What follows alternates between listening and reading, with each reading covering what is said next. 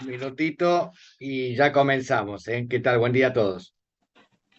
Buen día. Hola Doc, buenos días. Gracias. Doc, buenos días. Buen día.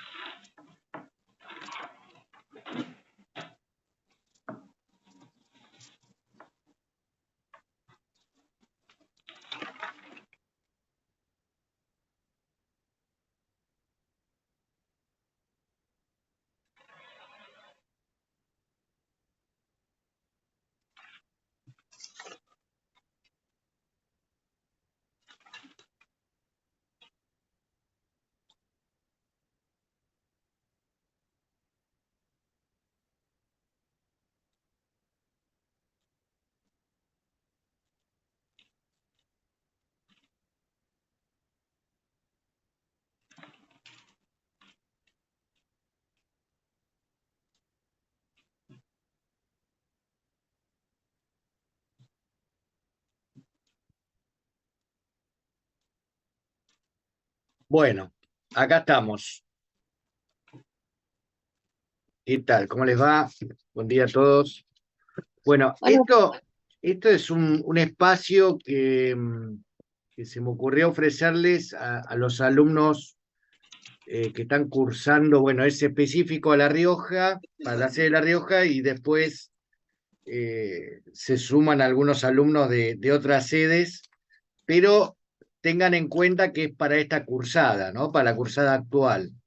eh, para no confundirlos en algunas circunstancias más eh, quizás de lo que estén, ¿no? La idea no es confundirlos, sino al contrario, tratar de aclarar algunos conceptos. Eh, y la idea es que ustedes me hagan consultas, preguntas durante 1 hora y 20 aproximadamente, así que bueno, para eso estamos. Así que escucho a quien quiera comenzar, este, estoy dispuesto a contestarle las preguntas. Podría comenzar yo, doctor, no sé si tiene problema o alguien quiere comenzar. No hay Tengo una ningún, duda, no, sí. ¿Qué tal, una duda en Cristian? ¿Cómo te particular. va? Buen día. Buen día, doctor, ¿cómo está?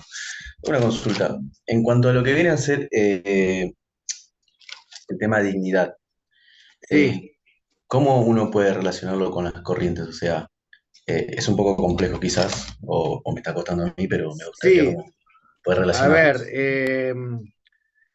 sí, es largo, pero bueno, te trato de dar alguna punta. Concepto general de dignidad, bueno, excelencia, preeminencia, respeto, todo eso ya lo sabemos.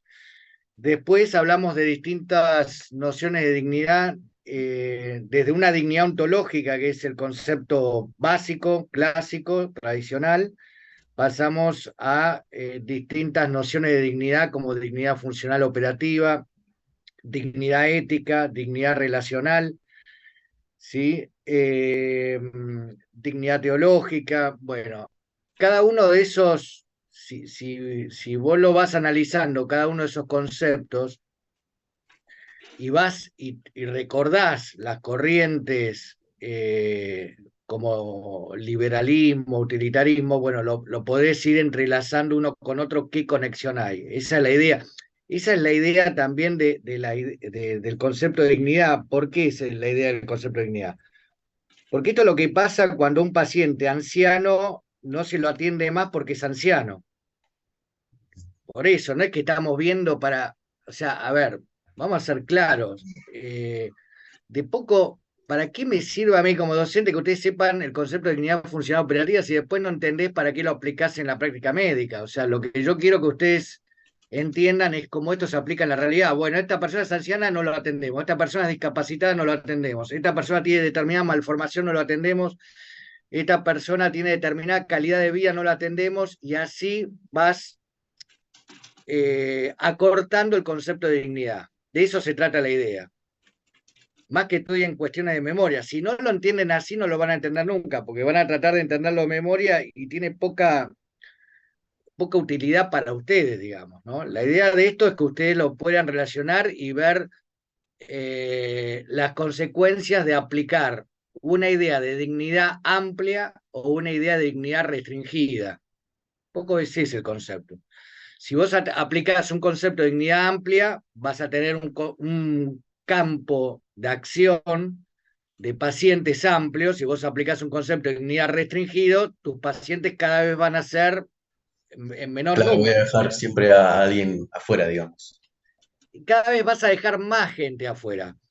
De repente, ahora esta semana en Inglaterra, un chico de 8 meses no lo dejaron trasladar por una discapacidad, le habían dado la nacionalidad italiana, no sé si lo vieron, para atenderlo 8 meses de vida. Y no lo quisieron trasladar por su calidad de vida y creo que falleció.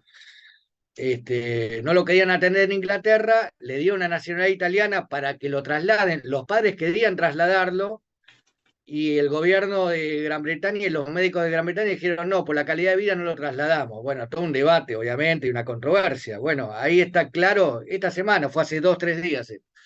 Y aparte, también es interesante, porque se habla todo el tiempo del tema de la autonomía. Acá los padres querían y no se lo dejaron, realmente increíble. Bueno, estos son casos reales que suceden, ¿no? Entonces, bueno, eh, yo lo que busco también, creo que ahí te di una pauta. Yo trato, a veces en los mails, Sí, sí, totalmente. a veces en los mails puedo ser un poco, quizás para algunos de ustedes, eh, no sé si la palabra es poco empático, pero no quiero dar la respuesta, sino que quiero que las respuestas las piensen por ustedes, porque si no, no tiene mucho sentido, ¿no? O sea, uno le da elementos a cada uno de ustedes para que ustedes lo puedan pensar. Cualquiera de ustedes, si llegaron hasta acá, tienen la capacidad para poder pensarlo por sí mismos, ¿no? Entonces, la idea es darle elementos para que a partir de esos elementos ustedes lo puedan relacionar y poder conectar, digamos, ¿no? Así que bueno, te agradezco, Cristian. Hola A a usted, todos. doctor. ¿Qué tal, Julia? Bien, ¿y vos? Son todos los que van a rendir en una hora ustedes. En Sí, una hora rinden. Qué buena memoria tiene. Exactamente. Están desesperados. sí. Dejen hablar a los de La Rioja también. No, solo la última, ya que estamos con ese tema de dignidad, que yo Dale. estaba hablando con Catarina y ella, bueno, quería saber si tiene que ver, está bien relacionar la teológica con el sociobiologismo, sí. ¿Por qué? Porque sería, o sea, por ejemplo, si entramos ya a la teológica, es digno la persona que tiene una religión, o sea que... No, una persona es creada a imagen y semejanza de Dios. Bueno, O sea, entonces, sí. por ejemplo, una religión, no sé, Testigo de Jehová, para ellos es moralmente acepto algo que para la otra sociedad no es. Entonces, eso cambia de acuerdo con, no sé, el contractualismo puede ser, la ética de ponerse de acuerdo, nada que ver. No, no lo veo tan así. A ver, acordate que la teológica no admite graduación, o sea que quiere decir que vos sos siempre tenés la dignidad. Ok, no cambia. Claro, no cambia, no tiene grados, no admite grados, se mantiene una estabilidad, porque vos sos hijo de Dios desde que nacés desde el inicio hasta el final. La contractualista que vos decís podría cambiar, podría cambiar a lo largo de la vida, porque en un momento se podría considerar que una persona tiene dignidad y en otro momento se podría considerar que no tiene dignidad, digamos. Si van cambiando las leyes y van cambiando las costumbres. Vos pensás, una persona vive actualmente, se calcula que puede llegar a vivir, bueno, 80 años y más también, ¿no? Hasta 100 años se están viendo las personas. En 80, 100 años cambian mucho las... Fíjate que una persona, por ejemplo, que nació en la Segunda Guerra Mundial, vive ahora. De la Segunda Guerra Mundial al momento de hoy pasó de todo, ¿sí? O sea, entonces Bueno. cambiaron mucho las costumbres, cambiaron mucho las leyes, cambió mucho la sociedad, cambió mucho la cultura y cambió también mucho la noción de dignidad. En algunas cuestiones quizás para mejor, en otras cuestiones quizás no tan bueno, ¿no? O sea, hay un montón de derechos que antes no se reconocían, no se respetaban y ahora sí, y otros que se fueron restringiendo también. Si vemos lo que está pasando hoy, por ejemplo, las guerras en el mundo, bueno, es un retroceso claro. Creo que nadie puede objetar que no es un retroceso claro con matanza indiscriminada de chicos, de mujeres, de ancianos, de todos lados, ¿no? Sin hacer mención a ningún sector en especial, pero es una matanza indiscriminada. Bueno, eso con el concepto de dignidad se ve claramente que volvimos, más, no te diría 100 años atrás, quizás cientos de años atrás, ¿no? O sea que no hay ningún tipo de respeto de nada hacia el otro, ¿sí? De hecho, justamente leí a un médico, dos palabras y dejo que sigan preguntando. Leí a un médico que está ahí en la Franja de Gaza y dijo que nunca se vio, por lo menos en la vida de ellos como médicos, nunca vieron lo que están viendo, ¿no? A nivel del desastre humanitario y la atención que tienen que dar, se apilan cadáveres, se apilan cuerpos, bueno, dice que es terrible. Pero no sé si lo relacionaría así exactamente. Tenés una mano levantada ahí, No, profe. Cardoso. Sí, Profe, yo tengo una confusión, si usted me pudiera esclarecer un poco, la diferencia vamos a entre los bienes intentarlo. externos y los bienes de la fortuna. Ajá. Eh, si me pudieras diferenciar un poco uno del otro. Sí, ahora me agarraste en frío. A ver, viene de la fortuna, tiene que ver con aquellos bienes que Gómez Lobo habla, aquellos bienes que le vienen a uno, valga la redundancia, dados por naturaleza, ¿sí? Que vos tenés, por ejemplo, una determinada capacidad intelectual, vos tenés una determinada apariencia física, vos tenés, no sé, cada uno tiene una virtud que otros no tienen. Cuando vos decís, uy, mirá o no sé, tenés habilidades para un deporte determinado o habilidades para lo que sea que otras personas no las tienen, ¿no? Bueno, esos son lo que se llama viene de la fortuna. ¿Por qué viene de la fortuna? Porque ya están dentro de tu naturaleza, ¿viste? Cuando uno dice, esta persona es súper rápida, ¿cómo se da cuenta de todo o no? Por eso viene de la fortuna. Y bienes externos, ahora estoy tratando de hacer memoria de lo que decía Gómez Lobo, pero habla de aquellos bienes que uno va consiguiendo a lo largo de la vida, por así decirlo, que pueden ser desde bienes económicos, digamos, hasta tener un grupo de amigos, hasta tener una familia, tener pareja, tener hijos, bueno, bienes que, o sea, que bienes en el sentido no de objetos, sino de cosas que a uno lo van enriqueciendo, ¿no? A eso hace la diferencia, como que en unos ya están dados, los bienes de la fortuna ya están dados, vienen con uno, y los otros uno tiene que hacer algo, porque si uno no empieza a mandar mensajes, si uno no va a una fiesta, si uno nunca va a tener amigos, nunca va a tener pareja, nunca va a hacer nada. Entonces son cuestiones que uno tiene que hacer, como si uno, por ejemplo, nunca se anota en una carrera, nunca va a ser médico, por ejemplo. Entonces, viernes externo, ustedes tienen un título porque un día se anotaron y siguieron cursando y bueno, y llegaron a donde llegaron. Tiene que ver un poco con eso, ¿no? Esa es la diferencia. Profe, el tema de los bienes humanos básicos Sí. serían todo lo que, o sea, la vida, la salud, la familia, el derecho a estudiar, de acceder a una educación, ¿sería eso? Sí, exactamente. O sea, bienes humanos básicos es una lista que no la da solamente Gómez Lobo, sino que la dan varios autores. Que la mayor parte de los autores coinciden en ese número, son 7 o 8 algunos autores, pero algunos autores pueden agregar algunos más. En realidad la lista de bienes humanos básicos la podría armar cada uno de nosotros. Yo coincido particularmente con esa lista. podría agregar alguno más, no importa, pero ustedes fíjense el nombre, dice bienes humanos, o sea, bienes para el ser humano y básicos. ¿Básico qué quiere decir? Elementales. Después hay otros bienes, obviamente, que ahí no están incluidos, que ya tienen que ver con los deseos y las necesidades y las preferencias de cada uno de ustedes y cada uno de nosotros, ¿no? Ahí habla de básicos. O sea, si vos no tenés vivienda, y bueno, va a estar complicado. Si vos no tenés alimento, vas a estar complicado. Si vos no tenés vestimenta, vas a estar complicado. Entonces, necesitas por eso esos bienes externos que él habla, ¿no?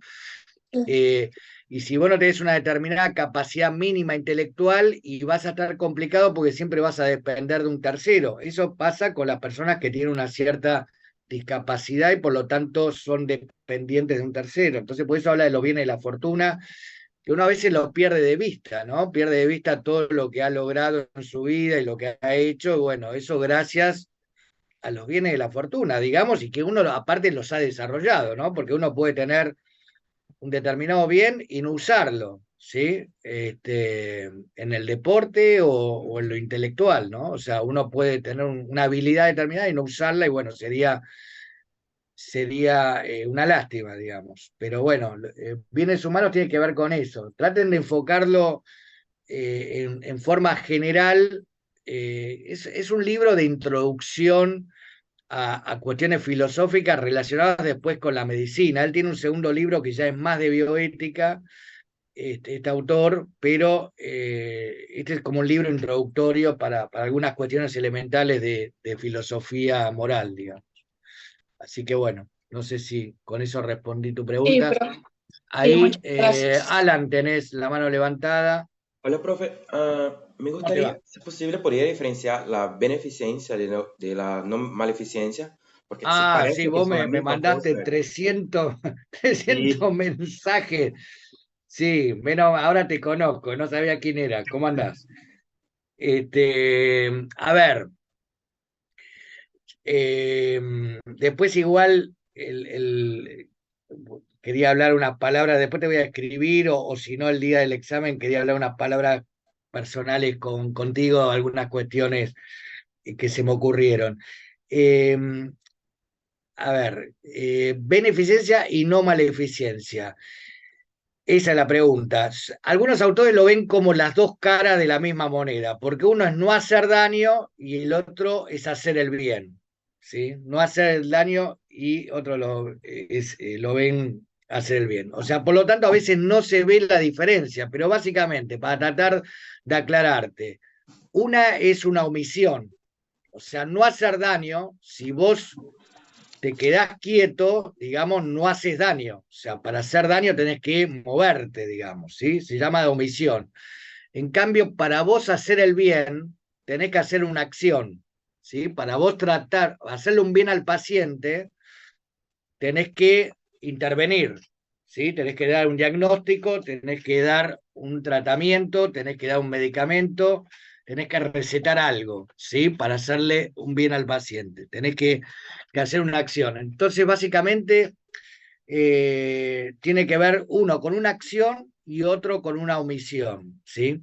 Después, la no maleficencia es un concepto más objetivo, si se quiere, porque el no hacer daño significa con algo objetivo. El daño es algo objetivo. Está, incluso desde lo legal, en el Código Civil está el concepto de daño, que tiene que ver con el perjuicio, ¿no? Con la lesión eh, producida a un tercero, ¿sí? En cambio, el beneficio tiene un carácter objetivo desde el punto de vista médico, o sea que vos das un determinado tratamiento y objetivamente vos sabés en buena medida, siempre ustedes saben que la medicina no es una ciencia exacta, pero vos sabés que en buena medida hay una alta tasa de probabilidad de lograr un determinado efecto en el paciente dando un determinado fármaco, ¿sí? Pero a la vez, la beneficencia, como tiene ese carácter objetivo, también tiene un carácter subjetivo. ¿En qué sentido? Que no todo fármaco le va a producir el mismo efecto a un paciente, no todo fármaco no todo paciente va a reaccionar del mismo modo, y no todo paciente también va a querer recibir ese beneficio, y ese sería el carácter subjetivo de la beneficencia, digamos, ¿sí? O sea que ahí a veces se confunde incluso la autonomía con la beneficencia. Porque siempre yo lo digo, o sea, la beneficencia tiene un lado objetivo que, bueno, vos das tal cuestión, tal fármaco, producís tal beneficio. Ahora tenés el otro lado de que el paciente te diga, bueno, está bien, yo sé que si hago tal tratamiento me va a producir tal beneficio, pero de repente no quiero hacer tal tratamiento. No quiero hacerme tal cirugía, no quiero hacer tal operación, no quiero seguir un tratamiento durante tanto tiempo, no quiero hacerme una quimio, no quiero hacer lo que sea, ¿sí? Entonces, ese sería un carácter más subjetivo. La no maleficencia, por otro lado, tiene un carácter obligatorio, ¿sí? Tiene un carácter obligatorio, o sea, es obligatorio para el profesional de salud y en realidad para cualquier persona no dañar a un tercero. Si vos dañás a un tercero, vas a tener una responsabilidad tanto desde el punto de vista ético como desde el punto de vista legal, ¿sí? En cambio, la beneficencia no tiene un carácter obligatorio. Vos en principio tenés que hacer el bien, pero vos no podés hacer el bien todo el tiempo a toda persona y en todo lugar.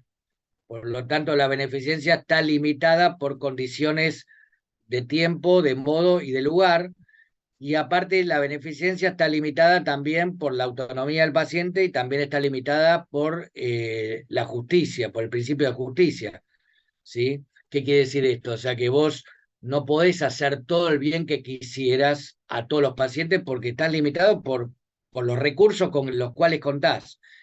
En Claro, serían cambio, tanto humanos como económicos también, ¿no? ¿cómo? Esos recursos, uno no puede tampoco contar con todos los recursos humanos y económicos, siempre. En el En caso ningún de país la... del mundo, en ninguna circunstancia, no existe Claro, eso.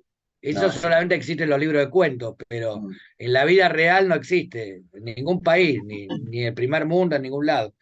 Eh, obviamente que hay sistemas de salud más eficientes, pero siempre vas a tener una mayor cantidad de demanda que la posibilidad de satisfacerla. Por eso vos tenés que ver cómo hacer frente a esa demanda.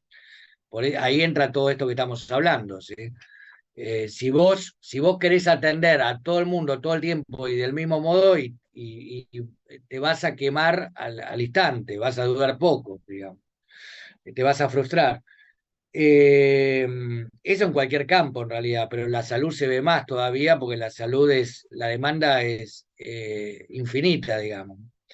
Entonces, volviendo a la pregunta que me hacía Alan, la no maleficencia tiene un carácter obligatorio, imperativo. La no maleficencia se relaciona con lo legal. En cambio, la beneficencia tiene un aspecto legal, pero se relaciona también con exclusivamente con lo ético en el sentido de lo que yo decía, que no todo el tiempo estás obligado a hacer el bien al paciente por las limitantes que ya presenté anteriormente, ¿sí?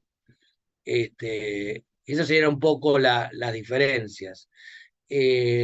Lo que siempre aconsejo, más allá de estudiarlo de memoria para un examen, traten de entender los conceptos. No sé si se llega a entender, ¿no? Pero bueno, traten de entender de qué se trata. Me preguntaban también un alumno, vos, ¿qué es no hacer daño? No hacer daño es lastimar a un paciente. Por ejemplo, ¿no? Dar un... Vos hacés... lesionás a un paciente, bueno, eso es hacer un daño, obviamente. Tenías una no sé si te contesté, Alan, o quedaste medio... No, no, está perfecto, Doc. Muchísimas gracias. Bueno, cualquier cosita igual me escribís. Regis Hola, Machado. profe, ¿me escucha? Sí, sí, perfecto. ¿Cómo estás? Bueno, yo estaba leyendo sobre la ética de mínimo y de máximos Sí, y yo quedé con una duda porque habla que la ética de mínimo sería la que corresponde al médico que está a cargo del médico y el de máximos al paciente, a la autonomía, creo que sería autonomía del paciente, no sé. Sí. Y, por ejemplo, yo quedé en la duda, por ejemplo, si el paciente está inconsciente, eso, y está con una directiva anticipada, algo así, para la familia, como contestar así en la voluntad de él. Pero, por ejemplo, si la familia hace una decisión que para mí no es como buena para el paciente, yo tengo algún respaldo así legal, ético, para no, por ejemplo, no Sí, hay un corresponder a esa ejemplo, voluntad de la familia. a ver si interpreto tu pregunta, tiene varias cuestiones. Hay un ejemplo que está puesto ahí en la plataforma, ayer estuve releyendo la plataforma y hay un ejemplo que está relacionado con lo que vos decís. A ver, a veces se confunde y esto es básico y ustedes lo tienen que saber. A ver, ¿cómo decirlo para que quede claro y que no se lo olviden más? Ustedes trabajan para un paciente, no trabajan para la familia del paciente. Eso se lo tienen que quedar, o sea, no trabajan ni para el hospital, no trabajan ni para el director del hospital, no trabajan para el gobierno de turno, no trabajan para el paciente. Si eso no está claro, no podemos hablar de mucho más. Entonces, ¿qué quiero decir con esto? La familia del paciente representa al paciente.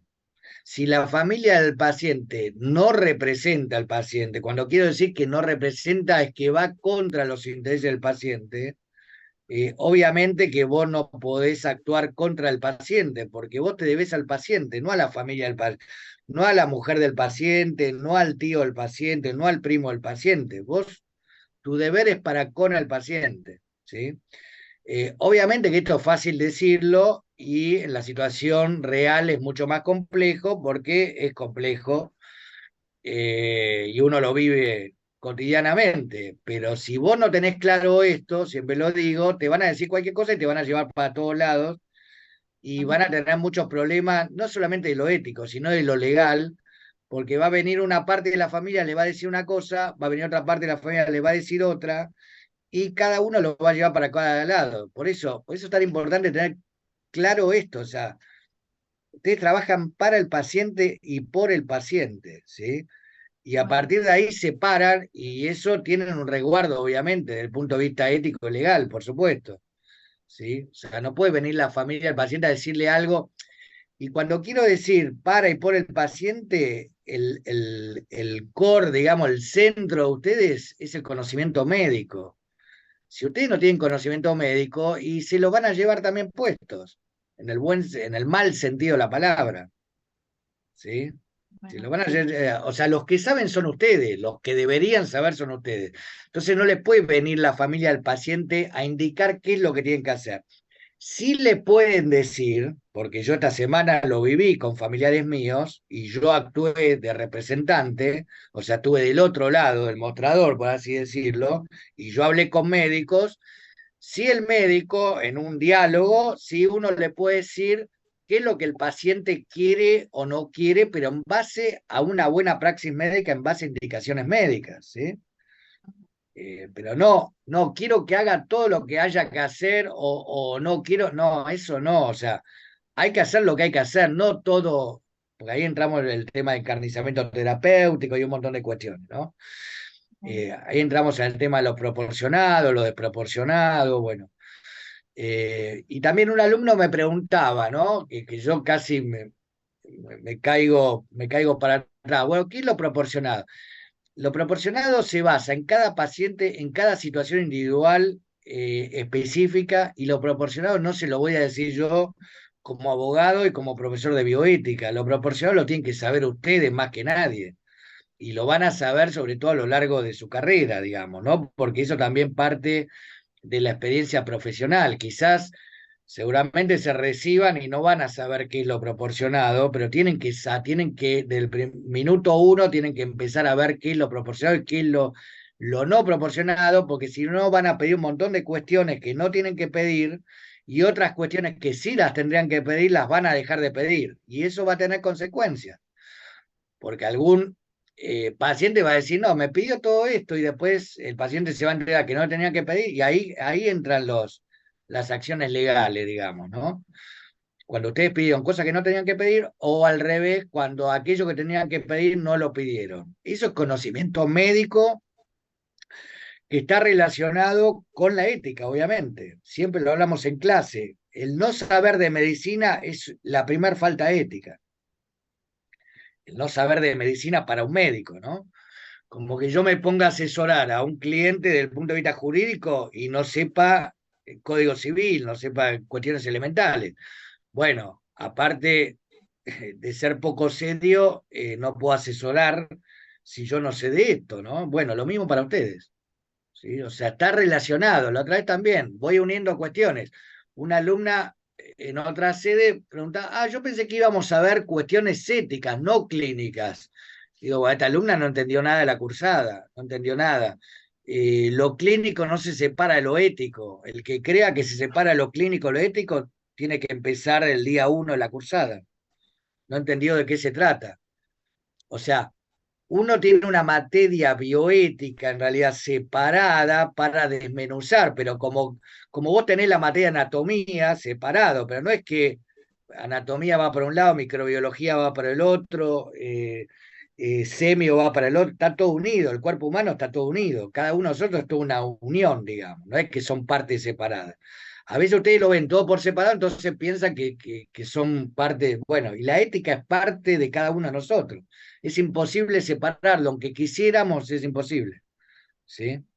O sea, nosotros en el derecho lo mismo, estudiamos derecho civil, derecho laboral, derecho penal, pero después cuando vos ves un cliente, hay un montón de cuestiones que se van uniendo, o sea, es lo mismo, uno lo ve separado a los fines pedagógicos, didácticos, pero después no es que un cliente te viene, bueno, cada cosa separada. Y esto me consta porque a veces los médicos dicen, no, yo de esto no, yo esto no, yo solamente soy de tal especialidad, de esto está bien, uno tiene que opinar de la especialidad, pero tiene que tener un marco general, porque justamente ustedes se reciben de médicos generalistas, tienen que tener un marco general de la cuestión, no pueden decir, no, yo solamente sé de mano, yo solamente sé de un pie, yo solamente, bueno, no es así, ¿sí? Bueno. Bueno, y Gracias. otra cuestión Sí, sí. que yo quería, así, ¿se puede aclarar la diferencia así, entre ética de máximos y ética de mínimos? ¿Cómo yo podría Y hacer la, para que sea más fácil de pero entender? pero la diferencia es, a ver, ¿cómo grafico? Siempre lo grafico en lo que más entienden ustedes, que es el tema del examen. Lo mínimo es sacarte un 4, lo máximo es sacarte un 10. No estás obligada a sacarte un 10. ¿Qué sería sacarte un 10? Y, no sé, tener un trato con el paciente eh, que, que es muy bueno, pero que quizás no le puedes dar a todos los pacientes. No con todos los pacientes le vas a poder dedicar una determinada cantidad de tiempo, no a todos los pacientes. Quizás lo ideal sería que lo conozcas por el nombre, obviamente, que conozcas su historia de vida, que conozcas lo máximo posible, pero la verdad que no vas a poder conocer perfecto todo de cada paciente. Bueno, eso sería el máximo, ¿sí? Y lo mínimo sería no dañarlo y respetar a cada paciente de acuerdo a sus necesidades, ¿no? Eso sería lo mínimo, lo elemental, digamos, ¿no? Como que con eso te sacaste un 4 con el paciente, dijiste, bueno, hice lo mínimo. Uno siempre obviamente aspira a lo máximo, ¿no? O sea, tratar de dar lo mejor de sí con cada paciente. Pero convengamos que la realidad es que no siempre uno va a poder hacerlo, ¿sí? A ver, lo de ética de mínimos y de máximos es muy lógico, muy elemental y muy básico, pero lo ideal es que ustedes cumplan con los 4 principios. vuelvo a repetir, aparece la ética de mínimo y máximo cuando no se puede cumplir con los 4 principios. ¿Cuándo no se puede cumplir con los 4 principios? Cuando vos tenés 200 pacientes al mismo tiempo y no podés cumplir con los 4 principios, ¿viste? Por esto que yo te estoy diciendo, porque vos quizás no vas a poder conocer todo perfecto de 200 pacientes que tenés. Te digo 200 pacientes por decir algo, no vas a tener 200, pero tener 30 pacientes, ¿no? Entonces que te sobrepasa. Entonces, bueno, tratás de hacer lo básico para que vayan bien las cosas. Bueno, a eso se refiere. Hacer lo básico para que te vayan bien. Como cuando vos tenés 3 exámenes el mismo día. Y bueno, vos, vamos a decir las cosas como son. A veces ustedes tratan de zafar cada examen. No está bien. Tendrías que dedicarle lo mejor a cada examen. Ustedes tienen que, bueno, eso es lo mínimo. Es la ética de mínimo. Ni más ni menos que eso. Lo ideal sería que vos dediques a cada examen para sacarte un 7 para arriba. Bueno, la ética de máximo. Y a veces tratás de zafar, bueno, estudio un poquito acá, un poquito allá, bueno, y capaz zafás y sacás 4 cada uno. No es lo ideal, pero bueno, a veces a usted no le queda otra. ¿Sí? Profe. ¿Se entendió más o menos un ejemplo? Traté de bajarlo lo más posible para... Sí, profe, ahora sí quedó claro. Muchas gracias. No es lo ideal, obviamente, porque después te sacás todo en 4 y capaz no sabés nada de nada y tenés todo atado ahí, por eso. Es un arma de doble filo, ¿no? Más que todo es para situaciones de emergencia. Había una mano antes de Mayla, ¿no? Me parece. Sí, doctor. Sí, ¿cómo andás? Buen día. ¿Cómo estás? Buen día. Quería preguntar sobre el método triangular, los pasos Sí. para la toma, que tome en cuenta el personalismo, que no entendí. Sí. ¿Y cuáles son estos pasos? Sí, a ver, es simple, ahora te contesto. Espera que justo me está escribiendo un ayudante.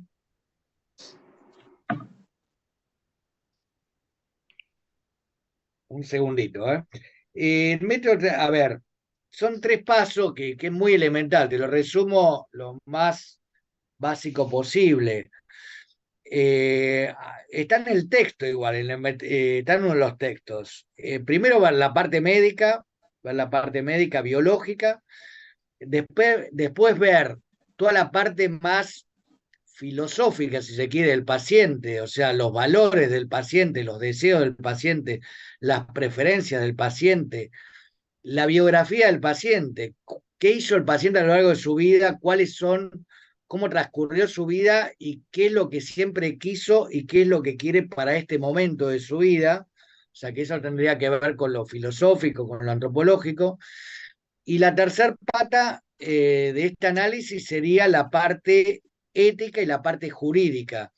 O sea, en base a la parte médica, qué es lo que se puede hacer, qué es lo que no se puede hacer, en base a los deseos del paciente, a las preferencias del paciente, desde el punto de vista ético, desde el punto de vista jurídico, desde el punto de vista ético-médico me estoy refiriendo, desde el punto de vista jurídico, sí, lo que desea el paciente, las preferencias del paciente están dentro de un marco ético, médico, están dentro de un marco legal que se puede hacer o no, si es bueno o no para el paciente. Simplemente eso, ¿sí? O sea, ver esos 3 aspectos y ver de complementarlos, ¿no? O sea, analizar la situación clínica del paciente desde esos 3 lugares. Médico, filosófico a nivel de las preferencias del paciente, deseo del paciente, y ético jurídico. ¿Sí? Gracias. ¿Ah? Por nada. De Oliveira Martins.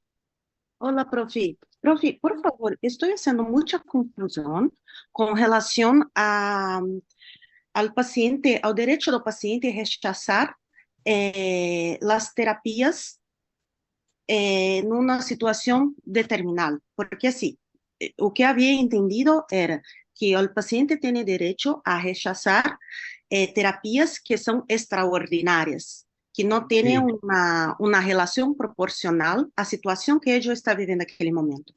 Pero después tiene también una situación que ellos terían que recibir la asistencia ordinaria, que sería hidratación, alimentación, pero se isso acaba prolongando el sufrimiento del paciente, de ahí no sería una parte de encarcelamiento terapéutico.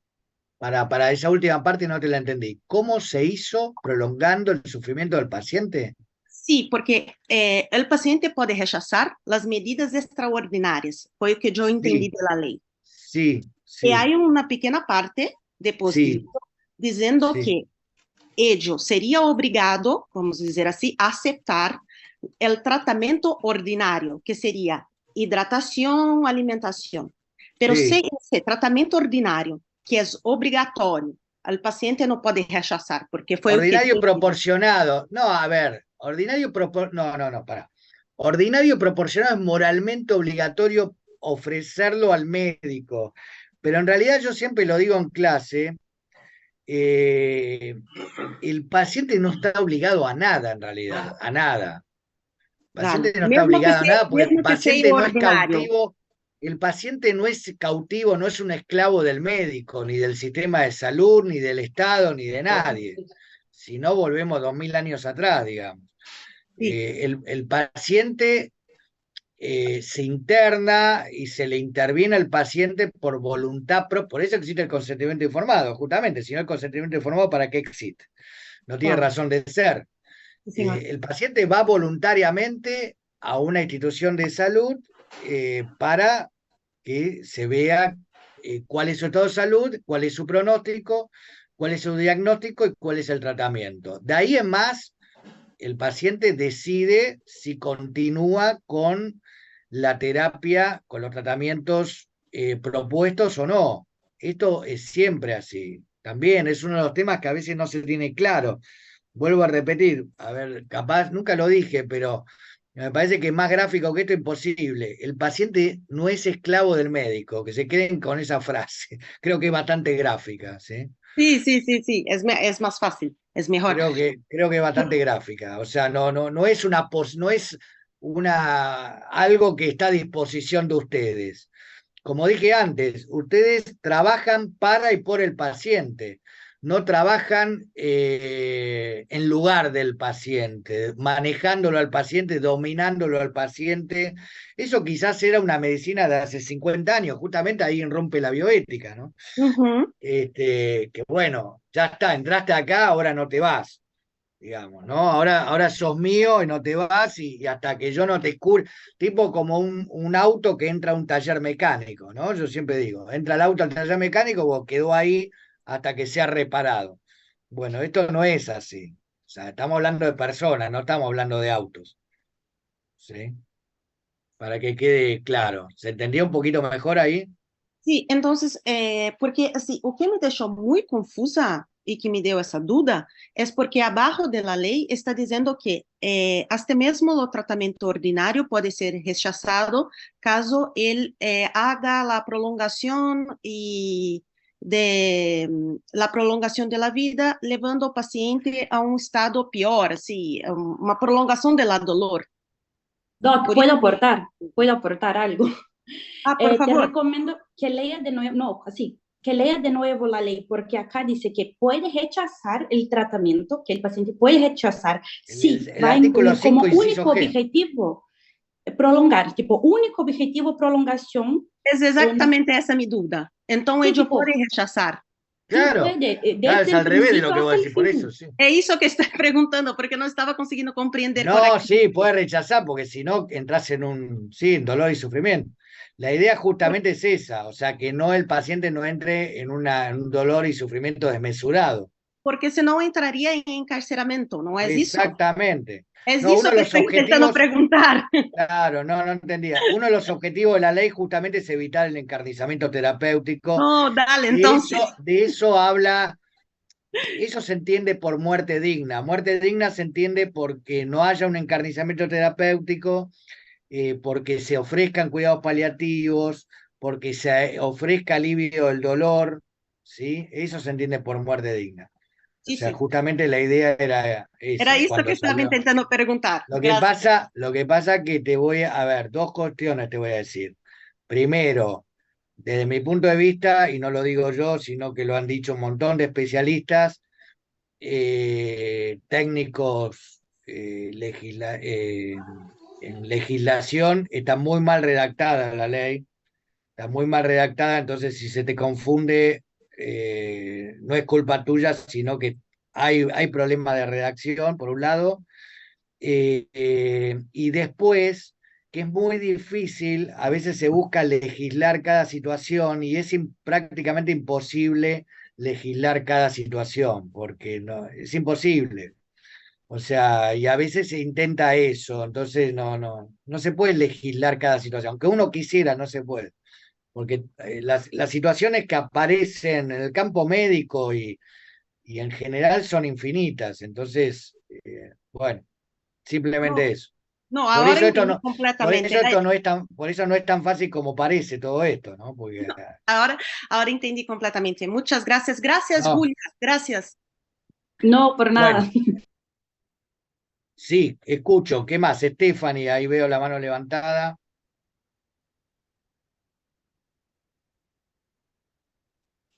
Amanda, Hola, profe, buenos días. ¿qué tal? Buen día. Dos cosas. La primera es que con respecto a lo que decía la compañera, no la anterior, sino la anterior, respecto a los casos especiales, el documento que dice problemas éticos de la medicina refiere sobre que en la práctica clínica se empieza con nivel 2, ¿no? Porque el paciente está enfermo y busca una terapéutica, pero Ujú, cuando son casos especiales se debe aplicar lo del sistema de referencia moral. ujú. No sé si usted lo va a tener en cuenta porque eh, como primero hay un momento deontológico y después un Sí, momento consecuencialista. Entonces, si exactamente. nosotros encontramos de que dentro de ese caso especial eh, eh, no hay un nivel 2, entonces ahí pasamos al nivel 1 donde decidimos no hacer maleficencia y si nosotros consideramos que lo que el paciente quiere es Ujú. inadecuado, podemos rechazar eh, a través de entes de control, comité, etcétera. Sí, Eh, sí, hay un nivel que es la ética del deber, digamos, esta parte deontológica que vos mencionás, y después el consecuencialismo que tiene que ver con lo que algunos hablan de la ética de la felicidad, que tiene que ver con lo que el paciente efectivamente acepta o rechaza, digamos, ¿no? Que tiene que ver con la autonomía y tiene que ver con la beneficencia, ¿sí? O Como sea, para ordenarnos un poco mentalmente, ¿no? Porque es un poco confuso, pero Ujú, ese documento al final explica bien cómo podemos aplicarlo, está muy bueno. Y lo ujú. segundo que yo quería preguntarle es que yo le mandé 2 correos electrónicos por mi situación especial y no obtuve respuesta. ¿Será que usted puede, por favor, cuando pueda en un momentito responderme? Pero, ¿a dónde mandaste los dos correos por electrónicos?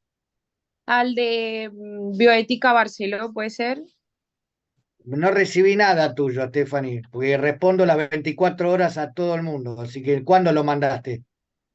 Mandé uno ayer y otro después de que hablé con usted y con Julián sobre que usted me dijo que me inscribiera para el de hoy, pero Bedelia no lo pudo hacer.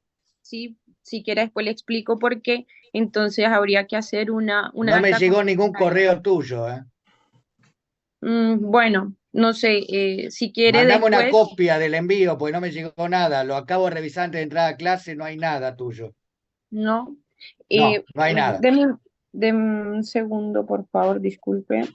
Pedí que te inscriban en actas. Ahora no voy a hablar de un tema administrativo, porque si no estás en actas no te puedo evaluar. Bioética Barceló, @gmail.com puede ser. Ah, pero el correo, no, yo pensé que me habías dicho el correo personal que me habías enviado. Ah, no, ¿Cuál? al de bioética. Pero bueno, el caso es que la conclusión es que hay que hacer una acta complementaria. Usted la debe solicitar si lo autoriza. Y disculpe de nuevo que utilice este medio para hablar de Pero ello. ¿por qué no te anotaste? No entiendo por qué no te anotaste. Porque me colocaron en el momento en que yo cursé como ausente en la ERA y parece que no se puede modificar porque no hace parte de mi curso actual. No hace, yo no hago una cosa así. O no sé, averiguo después porque está bien. Amanda, Hola, doctor, buen día. ¿qué tal? Buen día, ¿cómo estás? Quería aportar De La una cosa Rioja no tengo a nadie, casi. Alan solamente. Vaya, algunos más, pero muy poquitos. Oi, Doc. Cris Martins, acá estoy. Sí, están todos de Buenos Aires. Te escucho, Amanda. Bueno, quería agregar una cosa que hablaron las chicas y también preguntar una cosa. Primeramente, con respecto a esto del paciente poder rechazar, yo vi muchas veces en el hospital, principalmente pacientes que tienen problemas con alcohol, porque cuando vienen por complicaciones por el alcohol que tienen que internarse, ellos no quieren quedar internados porque eso impediría justamente poder tomar, continuar tomando. Y en esta situación, una vez que le explicas todo que implica la internación, la necesidad de los procesos, y el paciente insiste que no quiere quedarse internado, lo que hacen los médicos es simplemente un documento que sería la alta voluntaria, creo que se llama así. Sí. Y bueno, y una vez que firme el paciente, puede salir del hospital, o sea, no tiene obligación de quedarse. A ver, que no tiene obligación de quedarse, sí, obviamente. Obviamente que no tiene obligación de quedarse. Una vez que ya tiene el alta, ¿me decís? Sí, una vez que no quiere quedarse internado, independiente de si el tratamiento es ordinario o extraordinario, si no quiere quedarse. Bueno, es lo que yo decía antes, es lo que decía, pero para eso tiene que haber un alta, tiene que estar firmada. Sí, exacto, el y documento. y tiene que estar incorporada a la historia clínica. Sí, Para exacto. uno tener un problema desde el punto de vista legal a futuro, ¿no? Pues si no es que el paciente se fue y que bueno Sí, sabía sí, sí. que esto pasa, que a veces el paciente se va y bueno. Sí, es importante documentar que fue la voluntad del paciente. También a veces se te puede ir el paciente así que vos lo sepas, porque esto pasa. Y bueno, Sí. tenés que dejar asentado que el paciente se fue contra que no avisó y se fue. Esto pasa también. Pero lo tenés Sí. que dejar asentado, porque si no, es responsabilidad tuya. Y la pregunta que tenía era con respecto a los modelos de relación médico-paciente, porque en la simulación que tuvimos hubo bastante discusión con respecto que si la paciente no quiere el tratamiento, si lo correcto sería informar y una vez que el paciente dice no quiero, listo, no hacemos. Si debería insistir, o sea, un poco que inducir la paciente para hacerlo lo que a nuestro punto de vista como médico es lo mejor. Y por eso me quedé con duda con respecto a si existe un modelo que es lo más indicado, en obvio sé que el paternalismo ya no tiene sentido, pero si eso es intentar inducir a lo que creo que es lo mejor, sería un paternalismo blando y esto no estaría bien, eso más o menos. A ver, no, el paternalismo blando que vos hablás, en algunas circunstancias está considerado adecuado. Lo que no se considera adecuado hoy en día es el paternalismo fuerte, que el paternalismo fuerte tiene que ver con una imposición y con paternalismo blando se habla de aconsejar prudentemente a un paciente, que a veces también se fue un extremo al otro, ¿no? Porque hoy en día pareciera que no se puede aconsejar de nada o que no se puede indicar nada en algunos médicos, ¿no? Como hay tanto miedo o también es como más cómodo en algunas circunstancias, ¿no? Depende. Pero vuelvo a repetir, el paternalismo fuerte era una medicina que en algunos lados se sigue haciendo, pero que hoy en día es desaconsejada, que tiene que ver con directamente no escuchar prácticamente ningún tipo de preferencia o de deseo del paciente. ¿Sí? No sé si esa era lo que querías comentar, ¿no? O sea, la diferencia entre uno y otro. Pero de forma general no existe un modelo que sería siempre lo más indicado, depende de la Lo que situación. pasa es que los modelos, a ver, los modelos se van interrelacionando. Es lo mismo que decía antes con las materias. a veces se propone el deliberativo como el mejor, posiblemente sea uno de los más indicados, pero la realidad es que se van interrelacionando los distintos modelos de relación médico-paciente y la realidad, buscarlo desde el sentido común, aquí hay que aplicar mucho el sentido común. O sea, no todas las personas son iguales. Ustedes son 60 alumnos ahora y no son todos iguales. Y capaz que hay algo que yo le digo a uno le sirve y a otro no. Bueno, así es con los pacientes. Entonces, bueno, es difícil dar clase a 60 alumnos porque en realidad yo tendría que dar clase a grupos muy pequeños, reducidos, para tratar de llegar del mejor modo posible. Y usted con los pacientes lo mismo. No todo, vos no podés decir, bueno, este es el mejor modelo, entonces con todos los pacientes voy a actuar así. Y no, hay pacientes que no van a querer saber nada, o sea, no tener información, y te van a decir, no, mire, haga lo que usted considere. Y bueno, ahí va a ser un modelo paternalista, y va a ser lo indicado. No, pero mire, yo le quiero contar. Usted va, no, no, no quiero saber nada. Entonces ahí vas a entrar en un modelo paternalista, y para ese paciente no va a estar mal. Sobre todo pacientes de edad, muchas veces tienen esa idea. No, tienen un respeto distinto hacia el médico, es de otra generación, entonces dice, o pacientes de una clase social a veces económica baja, que no se sientan a ver, justamente ayer leí un artículo, sobre todo las personas entre 30 y 50 años son las más discutidoras y sobre todo de una clase media, digamos, porque tienen acceso a las redes sociales y incluso a veces son tan discutidores que creen que saben más que el médico, ¿no? Entonces te discuten, todo te discuten. Pero personas de mayor edad quizás no, entonces te dicen no, como te decía antes, usted es el que sabe, usted dirige, y entonces ahí tenés que aplicar, como te decía antes, un modelo paternalista, porque va a ser lo mejor para ese paciente, ¿sí? Entonces los modelos están puestos para que uno tenga una idea y para que vea los pros y los contras. Pero, vuelvo a repetir, ¿de qué te va a servir darle un montón de información a una persona que no quiere recibirla o que no te va a escuchar, que no le va a importar? Entonces vos tenés que situarte en frente de la persona, qué es lo que esa persona está requiriendo, ¿viste? ¿Ah? Sí, buenísimo. Gracias, doctor. No, por nada. Doc, yo quería preguntar, hola, buenas tardes. Quería preguntar algo de lo que estaba hablando, porque justamente en la Sí. simulación que tuvimos, que fue, digamos, toda una discusión de esto, una alumna, donde quien era, dijo que no había que convencer al paciente, o sea, que nosotros no tenemos por ningún motivo por qué convencer al paciente. Entonces Sí, quería es una saber, palabra fuerte, sí, está bien que lo hayas traído. Sí, entonces, ¿querías preguntar sobre eso? digamos, ya entendí todo lo que usted acaba de explicar. Sí, ¿Qué sería lo correcto como para sí, poder explicarme está y no buena. decir, Vos fíjate, convencer? la doctora Miranda siempre habla, y yo coincido, habla del poder de las palabras y que las palabras crean realidades. Más hoy en día que se utilizan mucho las palabras, en los últimos años se utilizaron mucho las palabras para crear realidades. Entonces vos cuando dijiste convencer, es una palabra fuerte. Yo entiendo lo que vos querés decir o lo que quiso decir esta alumna.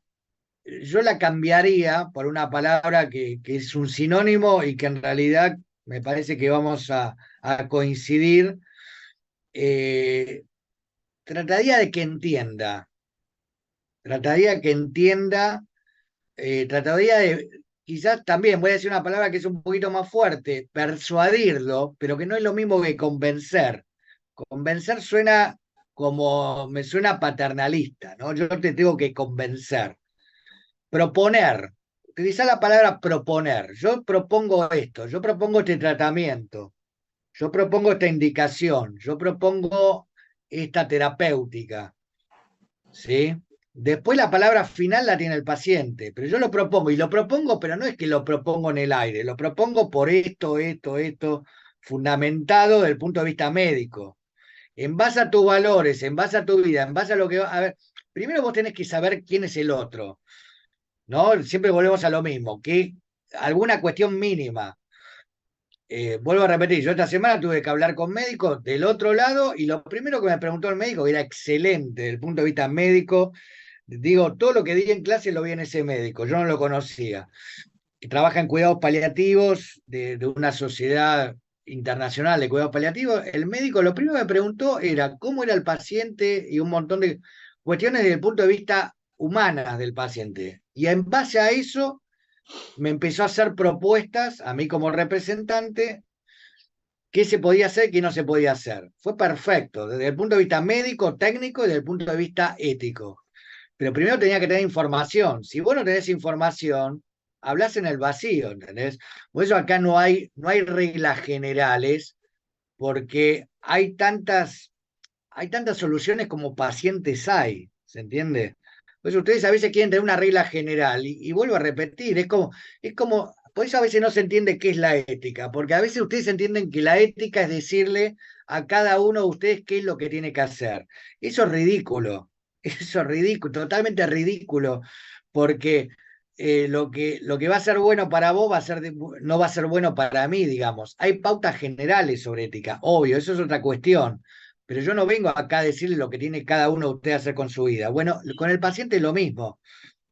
Ustedes no le pueden decir al paciente qué es lo que tiene que hacer con su vida. Eso sería convencerlo. Ahora, si vos, desde el punto de vista médico, que sos la persona que estudió durante 7 años primero para ser generalista, 4 años después si haces una especialización, 2 años después si haces una maestría, 2 años después si haces un doctorado, ya nos vamos como a 15 años. Bueno, con 15 años, y aparte lo que tenés que seguir estudiando, tenés un background médico para decir, bueno, mire, en base a mi experiencia, usted lo más aconsejable es esto. Después que lo quiera hacer o no, es otra historia, ¿sí? Tratá de persuadir, tratá de darle todos los elementos. Yo haría esto, yo en su lugar haría esto. Pero mire que la decisión es de usted, ¿viste? No es que... ¿está? Sí, sí, entendido, gracias. Es un diálogo, aparte es mucho cómo le llegás al otro también, ¿no? Porque vos le podés dar todos los mejores argumentos técnicos médicos, pero si no le llegás desde el punto de vista humano y el otro no te va a escuchar. Eso también juega, ¿no? O Por sea, supuesto, sí, sí, me ¿qué acuerdo. capacidad de comunicación tenés? Sí, justamente me acuerdo porque en alguna guardia que hice nos tocaba ir a sacar, hacer una extracción de sangre del paciente, y el paciente ya no quería saber más. Entonces uno de los doctores me dijo, bueno, trata de ver cómo lo convences o algo así para poder, porque es lo mejor para él, para seguir con los estudios y demás.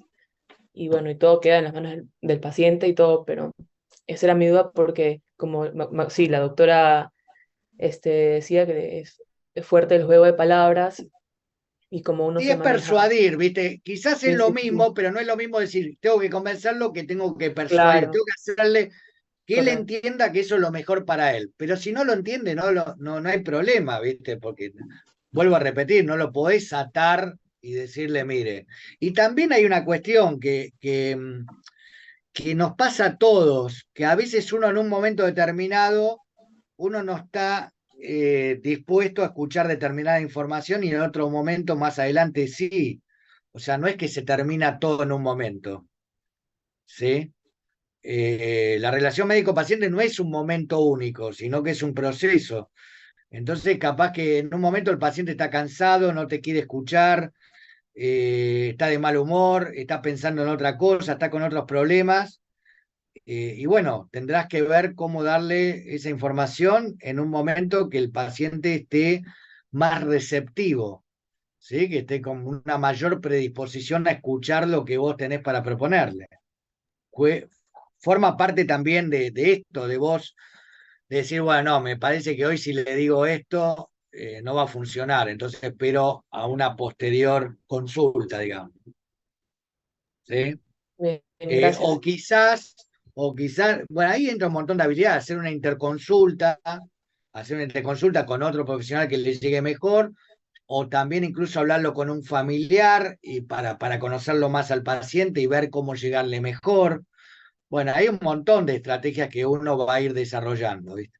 A ver, mire, el familiar no entiende, porque hay que ver por qué dice que no. Como siempre yo digo en clase, capaz que dice que no porque no entiende, capaz que dice que no porque lo aconsejaron mal, capaz que dice que no porque leyó algo en internet y leyó que lo que vos le estás proponiendo es algo malo para él y en realidad el sitio no tiene ninguna base científica. Hay de todo, ¿no? Entonces vos tenés que saber por qué el no, y no para entrar en una discusión con el paciente, sino, pero quizás le podés hacer ver que lo que él cree no tiene un fundamento, no tiene, todo con buenos modales, obviamente, ¿sí? Bueno, Pero sí, y tenía también otra pregunta que es rápida, sino que creo que desde el año pasado que no lo entendía. La ley 26.529 que habla de los derechos de los pacientes y demás, sí, sí. ¿esa es la que fue modificada o la que es modificada es la No, 26.000? la otra modifica, la 26.742 modifica a la 26.529. Fíjate que la ley de derechos del paciente es del año 2009, la Ya. 26.742 es del año 2012. Por lo tanto, la de 26.742 modifica la anterior. Modifica en parte, no toda, ¿no? Modifica algunos artículos. O sea que la 26.742 quedaría como nada más la modificación o quedaría como todo este Algunos artículos los modifica. Vos fíjate que cuando vos lees la ley 26.742 te dice modifíquese el artículo tal, modifica esos artículos. Los otros artículos siguen rigiendo de la anterior ley, de la 26.529. Ok. Agrega algunas cuestiones, ¿no?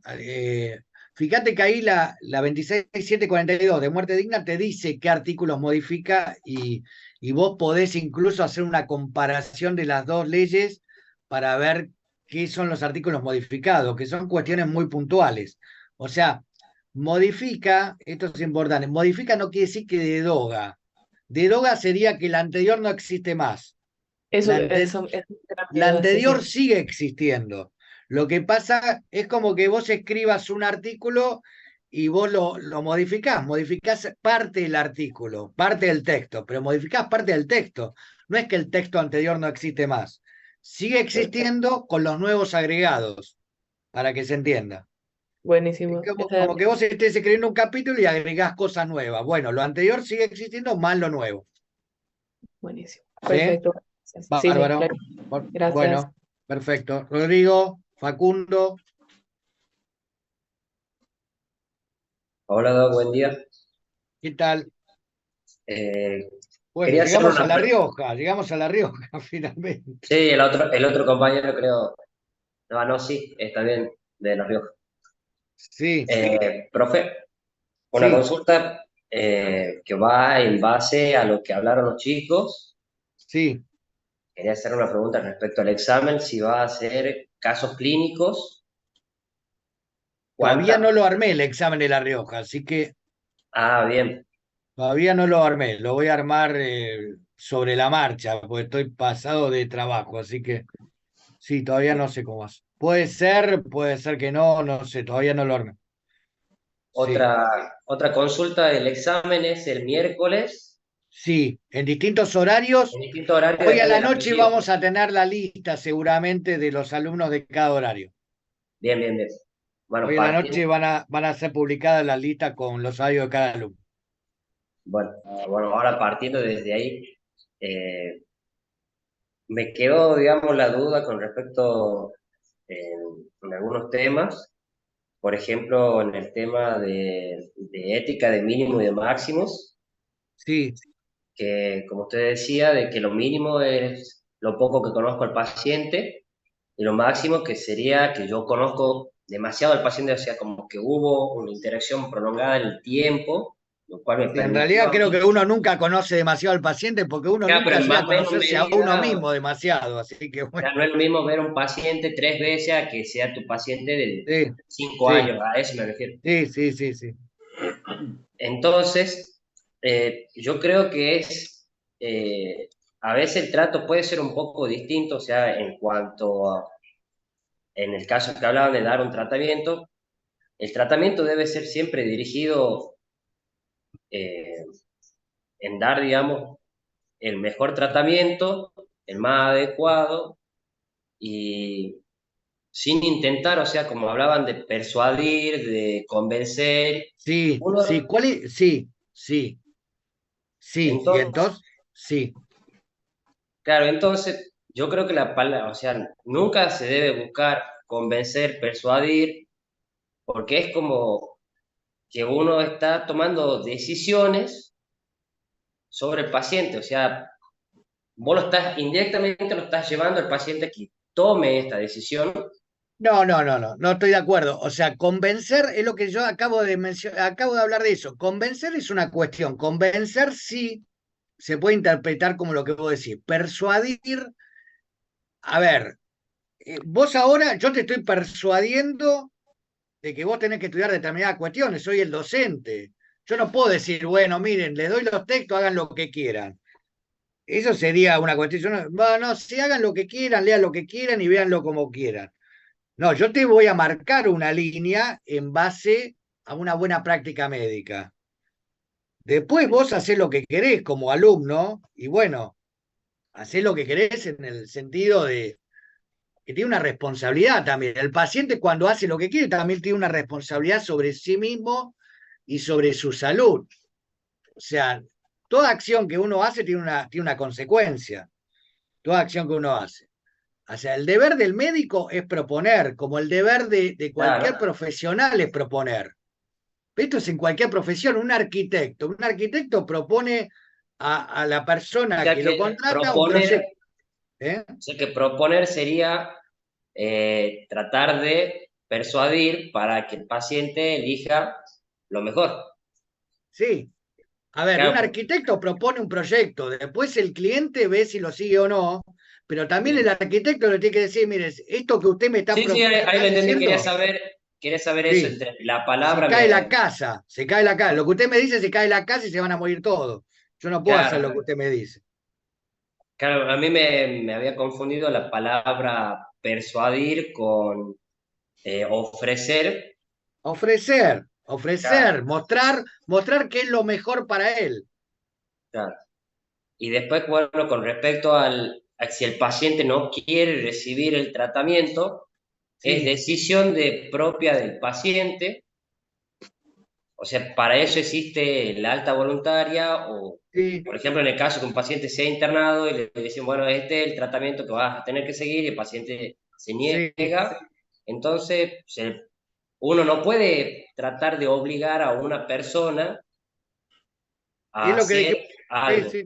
Entonces, para eso existe el acta voluntaria en donde nosotros, o sea, perdemos toda responsabilidad sobre el paciente, o sea, sobre la salud del paciente. Sí, después vuelve ese nuevo, o sea, sería de nuevo un problema, pero bueno, es así.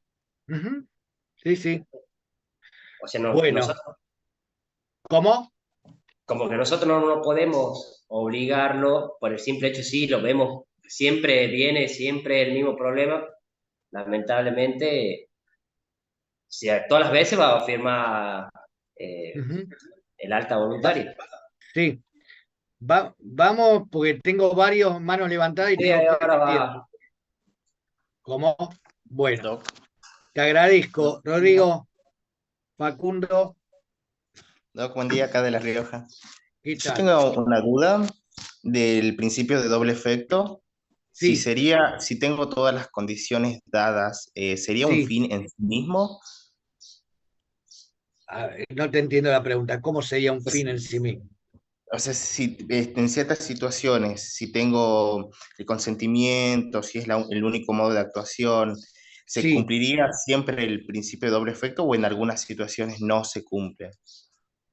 A ver, el principio de doble efecto, para que te quede claro, es una argumentación, por así decirlo, de por qué algunas situaciones que vos produzcas un daño a otro podría llegar a estar justificada sin que el fin justifique los medios. O sea, la ética no acepta la frase o la idea de que el fin justifica los medios, porque si la idea del fin justifica los medios, en realidad cualquier acción estaría justificada, ¿se entiende? O sea, vos con tal de llegar a tal resultado, harías cualquier cosa. Entonces, por lo tanto, no tendríamos que dar ninguna clase de ética, porque en realidad lo único que importa es el resultado. Esa sería una idea. Pero hay algunas circunstancias que son circunstancias muy puntuales y muy específicas, en que vos podés llegar a provocar un daño y desde lo ético y desde lo legal podría llegar a estar justificado, ¿sí? Esas circunstancias son en las cuales se aplica el principio de doble efecto. La sedación paliativa, por ejemplo, sería un principio de doble efecto, ¿sí? O sea, la sedación paliativa, vos aliviás el dolor del paciente, el sufrimiento del paciente a través de determinados opiáceos, a través de determinados fármacos, morfina o lo que el médico considere adecuado. Vos, la conciencia del paciente se puede llegar a ver alterada, digamos, el estado de conciencia. Incluso en algunas circunstancias se puede abreviar la vida del paciente, ¿no? O sea, puede acortarse la vida del paciente, pero se dan todos los requisitos que estuvimos hablando. O sea, es el único modo de actuación. Hay un consentimiento del paciente o una directiva anticipada del paciente. Hay una proporcionalidad entre el alivio del dolor y el sufrimiento y la pérdida de conciencia. Son situaciones muy específicas, no, por eso si alguno se dedica a ese tema van a ver que en sedación paliativa hay un montón de condiciones, a veces se trabaja livianamente, pero no es que se ofrece sedación paliativa a cualquier paciente, sino tienen que ser situaciones bien específicas.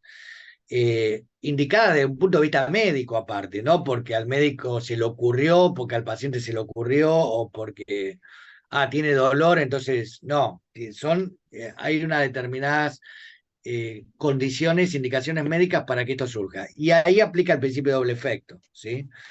Entonces vuelvo a repetir, son circunstancias en las cuales uno no tiene otra forma de actuación y estaría permitido desde el punto de vista ético legal actuar así porque no hay otra forma y desde este punto de vista se considera que sería posible.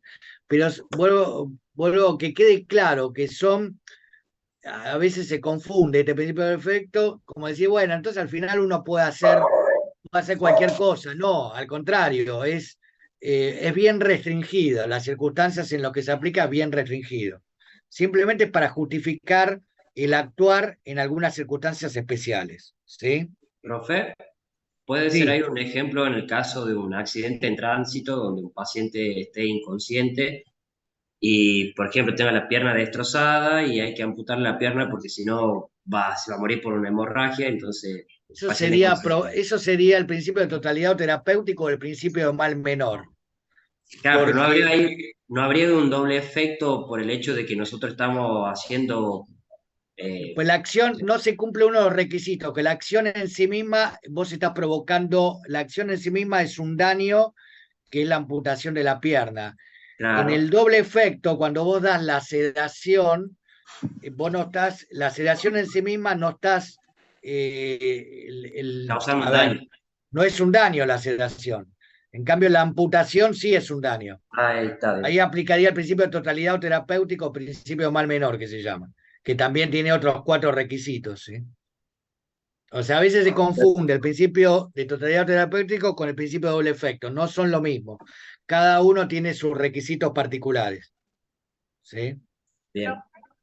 Gracias, Doc. Tengo 10 minutos nada más, así que sean preguntas bien cortas, puntuales, así podemos incluir a la mayor cantidad posible de personas.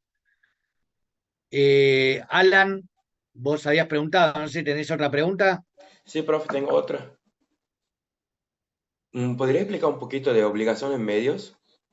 Un poquito. ¿Qué sería un poquito? Obligación de medios y de resultados. Eso es de medicina legal. Obligación de medios es lo que vos tenés que hacer como médico. Obligación es la diligencia debida, es saber de medicina y actuar en base a eso. Obligación de resultados es obligarte a un resultado determinado, que es solamente en determinadas especialidades. ¿Vos no viste medicina legal? Porque ahí lo tendrían que haber visto. Cirugía estética, vos te obligás a un resultado. Un diagnóstico por imágenes, vos te obligás a dar un resultado.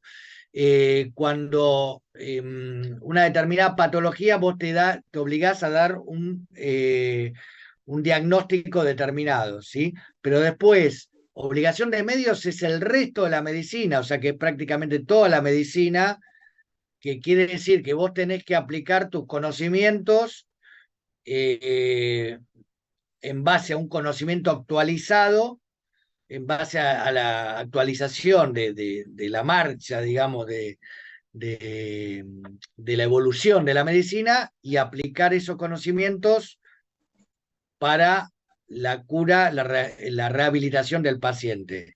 Pero es una obligación de medios, poner lo mejor de vos, por eso se llama de medios, o sea, que vos tenés que utilizar los medios a tu alcance, que es el conocimiento, para poder curar o rehabilitar al paciente. Pero no se te puede exigir más que el conocimiento actualizado de la medicina. En cambio, en una cirugía estética, vos con un paciente te obligás a producir un determinado resultado, por eso justamente es una de las especialidades con mayor demanda legales, ¿no? Porque vos no obtenés el resultado que te obligaste, entonces es más fácil también obtener un resultado positivo de parte del paciente en base a una demanda, ¿sí? En lo otro el paciente tendría que demostrar que vos no te habías actualizado o que vos no aplicaste determinadas técnicas que hoy en día se conocen, ¿sí? Es tener un conocimiento actualizado y saber aplicarlo. Básicamente eso. ¿Vamos? ¿Alguna otra pregunta? Stephanie, no sé si estaba por ahí. ¿Todavía estás, Stephanie? Profe. Sí. Hola, buenos ¿Cómo andás, días. Fernanda? ¿Cómo va?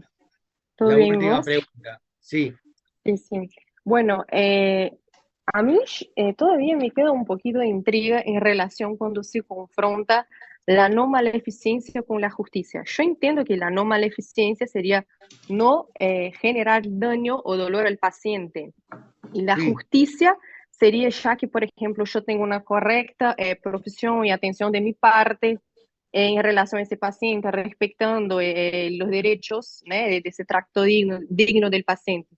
Sí. Pero cuando se confronta uno al otro, o sea, va a depender del caso o no hay tipo ese prevalece en ese sentido. Entre no maleficencia y justicia, vos me decís. Eso, de la Sí, ética de los posiblemente niños. sea el conflicto más complejo, porque, a ver, el ejemplo que a mí me viene a la memoria es la pandemia. Sí. La pandemia. O sea, ahí justamente se confrontaban el no hacer daño con el principio de justicia. Por eso hubo tanta controversia. O sea, cómo vos, o en una guerra también, ¿a quién atendés? Bueno, ahí entra el tema del triage, ¿no? Muchas veces que a ustedes les enseñan el triage, bueno, atender a aquella persona que tiene mayor posibilidad de sobrevida, de calidad de vida y demás. Pero obviamente que no es tan simple, no es tan simple. O sea, porque juega el no hacer daño con dar un trato equitativo a cada uno. Y en la pandemia justamente la discusión era esa, ¿a quién se le da, a quién se vacuna? ¿A quién se le da un respirador? ¿A quién se atiende frente a recursos humanos limitados, frente a recursos sanitarios limitados, frente a camas limitadas? ¿A quién se dan los recursos? Bueno, ahí tenés no maleficencia versus justicia. Desde mi punto de vista, siempre se dice que no hay que hacer daño. Ahora, ¿qué pasa cuando vos no tenés posibilidad de no hacer daño? Bueno, ahí entra el tema de la justicia. Desde mi punto de vista, el principio de justicia sería el primer principio, estaría por sobre el de no maleficencia, porque si vos no tenés opción, vas a tener que buscar, primero, no hacer daño a la menor cantidad posible de pacientes, y después tratar de, por así decirlo, de restaurar o de salvar la vida de aquel paciente que, de acuerdo a protocolos médicos, de acuerdo a la indicación médica, de acuerdo a la evolución del paciente, de acuerdo a la calidad de vida que se espera del paciente, de acuerdo a un montón de cuestiones que ustedes la saben mucho mejor que yo, va a ser justo salvar por una cuestión de sentido común, ¿no? Vos no podés dedicar tampoco un montón de recursos a un paciente exclusivamente cuando vos al lado tenés un montón de otros pacientes que tienen posibilidad de morir, digamos, ¿no? Entonces ahí interviene el tema del principio de justicia. Esto obviamente por eso es tan controversial y fue tan polémico, porque en países de Europa sobre todo se debatía sobre, bueno, ¿a quién se elige, no? Y así nace la bioética, ¿no? En el año 62, antes de que nazca la bioética, en el año 62, cuando apareció la diálisis, que había tratamiento de diálisis que era muy limitado, justamente el debate era eso, ¿a quién se da tratamiento de diálisis? ¿Sí? ¿A quién se da tratamiento de diálisis? O con los O sea, trasplantes de órganos. ¿cómo lo voy? Sería tipo, ¿cómo voy a elegir los criterios para que esa persona reciba ese determinado tratamiento o no? Exactamente. De acuerdo con los recursos que yo tengo acá y sin también... Bueno, o sea, ahí nace la bioética. ¿Cuáles son los criterios? Exactamente. ¿Cuáles son los criterios de asignación de recursos? Eso es un tema eminentemente de principio de justicia, de distribución de recursos. Es medicina pura, por eso a mí me llama la atención cuando ustedes dicen, no, la bioética no tiene nada que ver con la medicina, no entiende, o sea, pues todavía no tienen la experiencia clínica, después cuando pase esto ahí van a ver, y no es fácil, no es que hay una respuesta, bueno, en todas las circunstancias se hace esto, vos tenés que tener ciertos criterios generales y después con los pacientes que estás atendiendo tenés que ver cómo aplicar esos criterios generales, ¿eh? Entendí. Por eso tampoco O sea, estos 2 claro, más 2 es 4. cada paciente, Esto un no paciente. es 2 más 2 es 4. Claro, ustedes buscan una respuesta de 2 más 2 es 4. No, medicina no es 2 más 2 es 4. Como en claro, abogacía cada paciente tiene tampoco, sus ¿no? particularidades, Claro. obvio. Pero tienen que tener ciertas Bueno. ideas generales, que es la que uno trata de darles a ustedes, para decir, bueno, va en esta línea, ¿viste? Va por este lado, no es lo que me parece, no es lo que se me ocurre, no es lo que creo. No es algo intuitivo, sino que es algo que uno lo tiene que estudiar previamente, si no te explotan la cara y no sabes qué hacer. Claro, con evidencias, sí. Claro, por eso lo que dije antes, es muy importante tener conocimientos en ética y legales, pero más importante todavía es saber de medicina, porque si no sabes de medicina vas a hacer agua, ¿viste? ¿Sí? Bueno, muchísimas gracias, profe. Bueno, estamos más o menos. Cualquier cosita me escriben, sobre todo los de La Rioja, y digo La Rioja porque es la semana que viene, y bueno, el resto nos vemos en un ratito. Sí, profe. Bárbaro, que estés muy bien.